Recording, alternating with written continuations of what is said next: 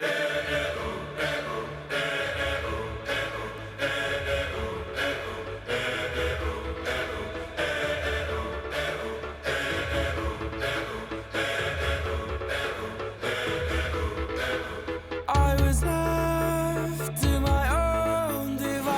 people seen in these photos were covered with a blanket of volcanic ash and lava.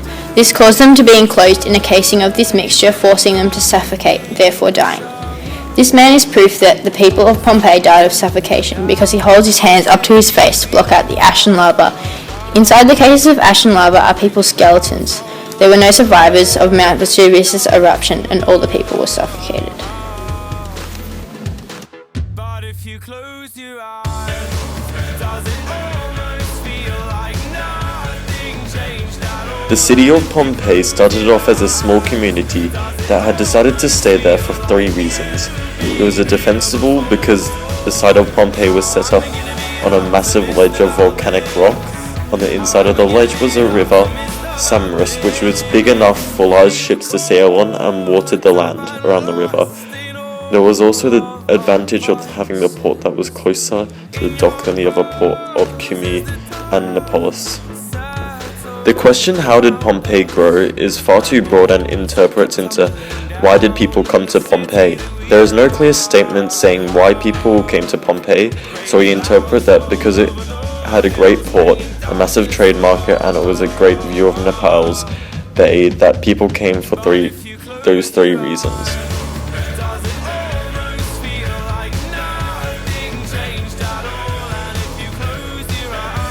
Pompeii was rediscovered in 1784 when a group of archaeologists explorers came to Campania and began the search for ancient artifacts.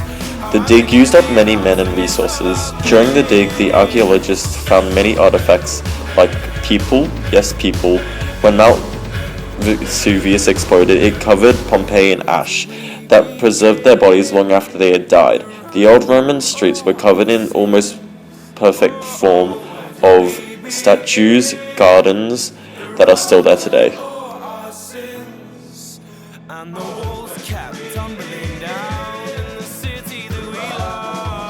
Pompeii is now a busy tourist destination for people all over the world.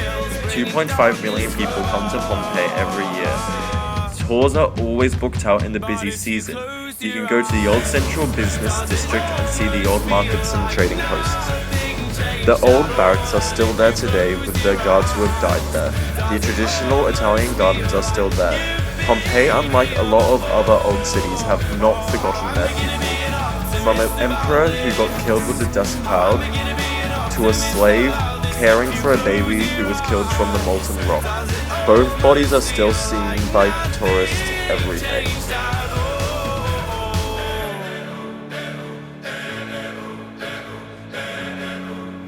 Pompeii was a bustling industrial centre, market town and harbour for the surrounding region.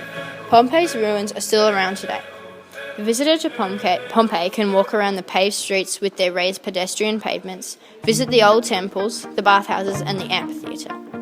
The people of Pompeii enjoyed gladiator versus gladiator combat, fights that pitted men against various dangerous animals held for 2 or 3 days in the amphitheatre. There is a mixture of poor and rich houses. Kitchens were small, poorly lit rooms, usually tucked away at the back of the house. In most of the kitchens excavated in Pompeii, the only permanent feature left is the masonry hearth with a tiled top and arched recess at the bottom for storing fuel. Cooking was done on this open and spacious with well-cultivated gardens. Others are small with overhanging balconies encroaching on the street. Many of the better quality houses are finely decorated with old wall paintings and mosaics.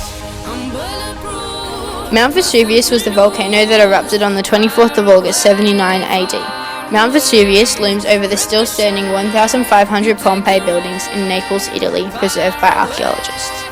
Judging by the pictures we have found, Mount Vesuvius seems to have started off as rocks and dirt. Over the years of erupting, it seems to have been covered in many layers of hardened lava and volcanic ash.